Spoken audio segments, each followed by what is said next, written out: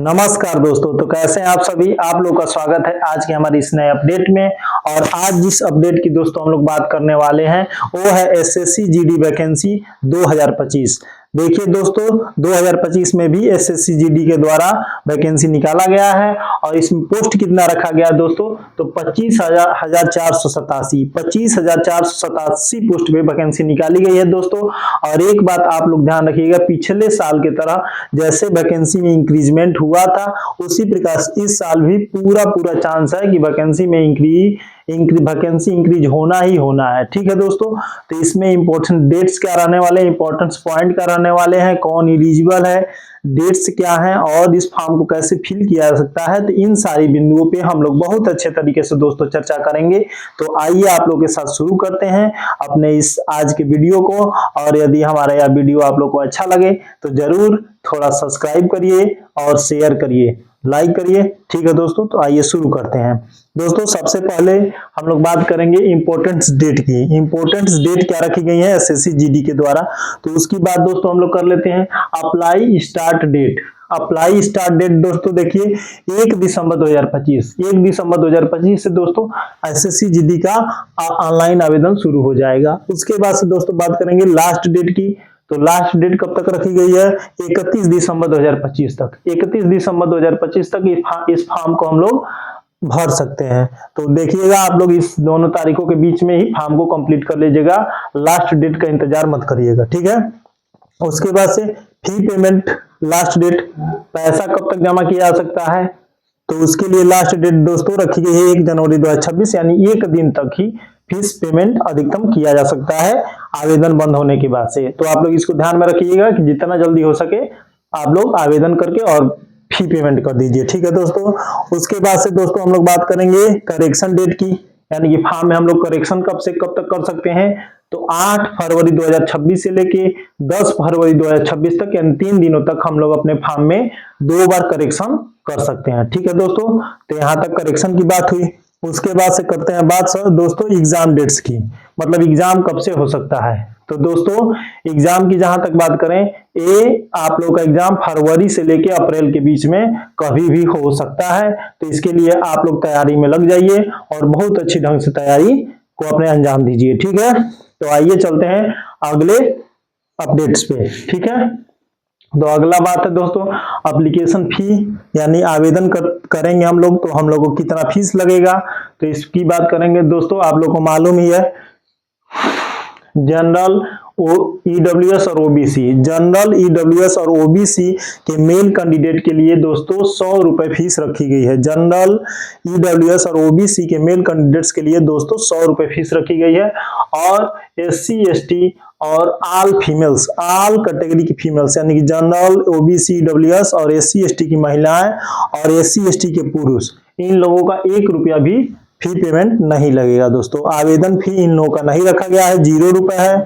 और बस फी किनका लगेगा, तो जनरल ईडब्ल्यूएस और ओबीसी के मेल कैंडिडेट का, वही बस 100 रुपया। ठीक है दोस्तों, तो आप लोग इसको ध्यान में रखिएगा और फी पेमेंट करके आवेदन कर लीजिएगा। ठीक है, अब आते हैं अगले बिंदु पे दोस्तों।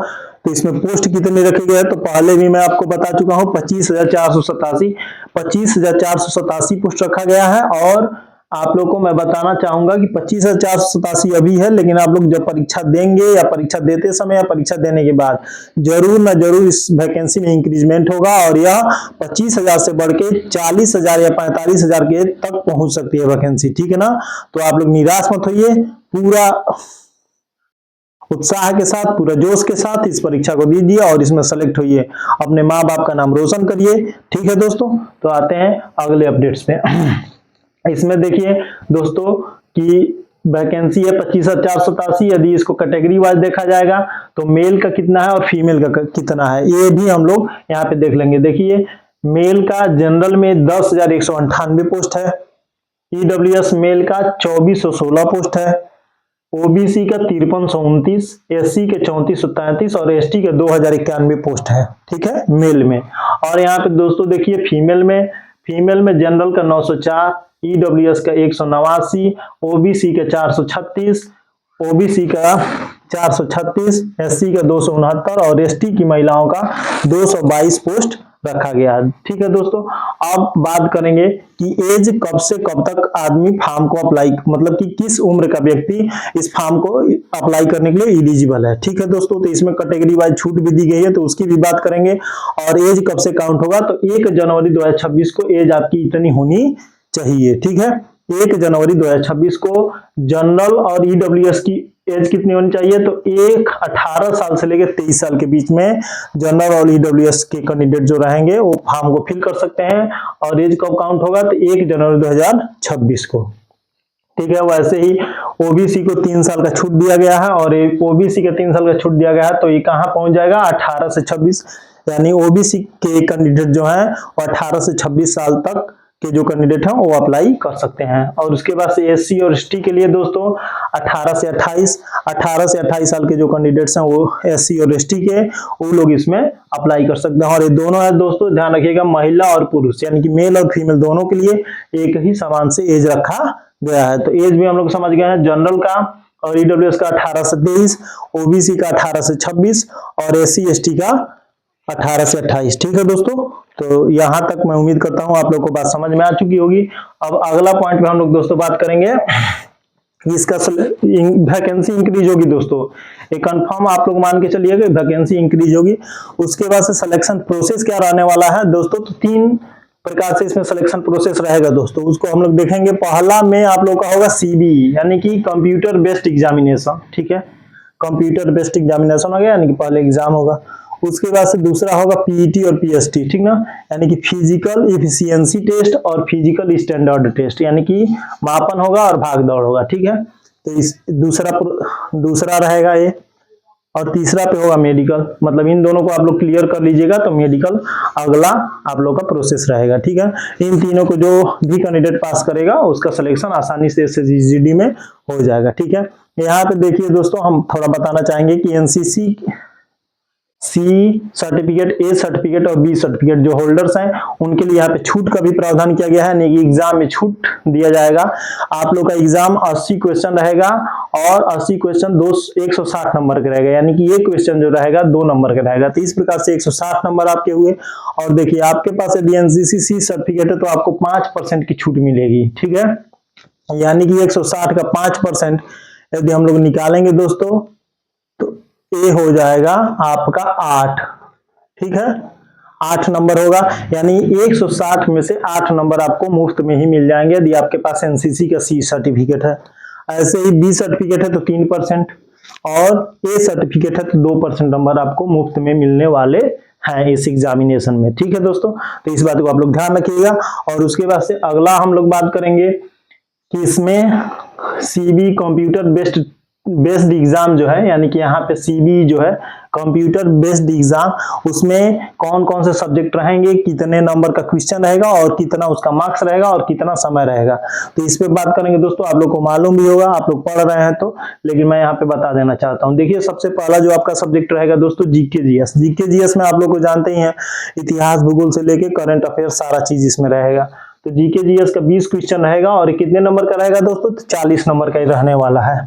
ठीक है, 40 नंबर का रहेगा। उसके बाद रीजनिंग के क्वेश्चंस रहेंगे, ये भी क्वेश्चन रहेंगे 20 गो और 20 क्वेश्चन 40 नंबर के, तो 40 नंबर का रीजनिंग रहेगा, मतलब 20 क्वेश्चन रहेंगे और 40 नंबर का रहेगा। ठीक है, तो 20 क्वेश्चन जीके जीएस के, 20 क्वेश्चन रीजनिंग के और मैथ्स के आपके 20 क्वेश्चन रहने वाले हैं। मतलब चारों सब्जेक्ट है, चारों का समान ही क्वेश्चन रहेगा, समान अंक रहेगा। ठीक है, इसमें उसके बाद से एक चौथा जो आता है दोस्तों इंग्लिश या हिंदी, यानी आप इंग्लिश लेना चाहते हैं या हिंदी लेना चाहते हैं, दोनों ऑप्शनल है दोस्तों, कोई भी एक भाषा आपको लेना पड़ेगा। और उसी का जो प्रश्न है, आप यदि आप इंग्लिश चूज करेंगे तो इंग्लिश का क्वेश्चन आएगा आपके परीक्षा में, हिंदी चूज करेंगे तो हिंदी का क्वेश्चन आएगा। ठीक है, तो आप लोग यहाँ पे ये भी कर सकते हैं। ठीक, हिंदी यदि आपका मजबूत है तो हिंदी लीजिए, यदि आप आसान समझ रहे हैं इंग्लिश को तो इंग्लिश लीजिए। ठीक, ये आपके ऊपर डिपेंड करेगा। 20 क्वेश्चन आएगा 40 नंबर का। ठीक है, यानी कि 20 क्वेश्चन हो गया, 80 क्वेश्चन हो गया और 4 चौको 16, 160 नंबर हो गया। ठीक ना, और इन 80 प्रश्नों को करने के लिए आपको कंप्यूटर पे कितना समय दिया जाएगा दोस्तों, तो इसके लिए 2 घंटे दोस्तों, 2 घंटे शायद नहीं समय दिया जाएगा, अभी मैं थोड़ा इसको मैं 2 घंटे है या 1 घंटे है, ठीक ना, 1 घंटे ही समय है। ठीक है, 1 घंटे समय दिया जाएगा आप लोगों को। तो इसको मैं देख के और उसमें बता दूंगा, डिस्क्रिप्शन बॉक्स में लिख भी दूंगा, आप लोग थोड़ा मालूम कर लीजिएगा, ठीक है। 1 घंटे समय है, 1 घंटे में 80 क्वेश्चन आप लोग को करने रहेंगे, ठीक है दोस्तों। अब आते हैं अगले पॉइंट पे, पीईटी यानी कि फिजिकल इफिशियंसी टेस्ट में क्या होने वाला है। तो फिजिकल इफिशियंसी टेस्ट का 2 कैटेगरी रखा गया है, एक मेल का एक फीमेल का। जो मेल है उनके लिए 5 किलोमीटर का दौड़ है 24 मिनट में। 24 मिनट में जो मेल कैंडिडेट है उनको 24 मिनट में 5 किलोमीटर दौड़ना होगा, और जो फीमेल कैंडिडेट है उनको 1600 मीटर की दौड़ करनी होगी 8.5 मिनट में। जो फीमेल कैंडिडेट है उनको 1600 मीटर दौड़ना है 8.5 मिनट में, और मेल को 5 किलोमीटर दौड़ना है 24 मिनट में, ठीक है। तो यहां तक आप लोग समझ चुके हैं। कुछ कैंडिडेट्स को, जैसे लद्दाख के कैंडिडेट्स को, इसमें थोड़ा सा छूट रहता है, ठीक है। और उसके बाद से आएंगे दोस्तों, बात करेंगे पीएसटी की, physical standard test. Physical standard test क्या रहने वाला है, तो उसमें देखिए दोस्तों, मेल का मतलब हाइट कितना मांगा गया है, तो 5 सेंटीमीटर। मेल का हाइट कितना मांगा गया है, 180 सेंटीमीटर। मेल का हाइट कितना मांगा गया है दोस्तों, तो 180 सेंटीमीटर। फीमेल का हाइट कितना मांगा गया है, तो 157 सेंटीमीटर। यानी कि किसी भी कैटेगरी का यदि मेल है तो उसका हाइट होना चाहिए 170 सेंटीमीटर, किसी भी कैटेगरी की यदि फीमेल है तो उसका हाइट होना चाहिए 157 सेंटीमीटर, ठीक है दोस्तों। उसके बाद से हम लोग बात करेंगे, इसमें देखिए एसटी के मेल और फीमेल कैंडिडेट्स को यहाँ पे छूट भी दिया गया है। एसटी की जो मेल रहेंगे उनको 162.5 सेंटीमीटर, यानी कि 162.5 सेंटीमीटर, और एसटी की जो महिलाएं रहेंगी उनको 150 सेंटीमीटर हाइट यदि उन लोगों का रहेगा, तब भी उन लोग सिलेक्शन के लिए एलिजिबल है, ठीक है। तो इसको आप लोग ध्यान रखिएगा। और भी कुछ कैटेगरीज हैं, जैसे नॉर्थ ईस्ट हो गया या अदर, तो उनके लिए भी हाइट में छूट रखी गई है, लेकिन ये मुख्य रूप से यही देखिएगा कि मेल का 170, फीमेल का 157, एसटी मेल का 162.5, एसटी फीमेल का 150 सेंटीमीटर, ठीक है दोस्तों। उसके बाद से बात करेंगे चेस्ट की। तो चेस्ट सभी का मतलब मेल का चेस्ट चाहिए 80 सेंटीमीटर, फीमेल का चेस्ट नहीं रखा लिया जाता है।